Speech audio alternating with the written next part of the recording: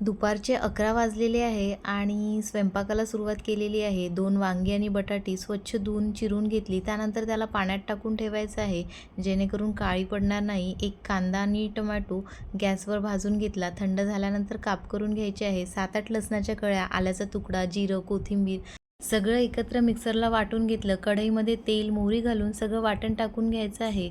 छान तेलात परतून घेतलं। त्यानंतर तिखट, हळद, धनेपूड, कस्तुरी मेथी, गरम मसाला सगळं टाकून थोडं पाणी टाकून मसाला परत परतून घ्यायचा आहे। त्यामध्ये चिरलेली वांगी बटाटी घातली, थोडं पाणी घातलं व झाकण ठेवून वांगी बटाटी शिजवून घ्यायची आहे। त्यानंतर यामध्ये 1.5 ग्लास पाणी टाकलं व 10 मिनिट रस्सा उकळून घेतला। त्यानंतर भाजी तयार आहे। सोबतच केलेली आहे गाजराची दही टाकून कोशिंबीर, वरण, भात, चपात्या। छानसं जेवणाचं ताट तयार आहे। व्हिडिओ आवडला असेल तर लाईक करा, शेअर करा, चॅनलला सबस्क्राईब करा।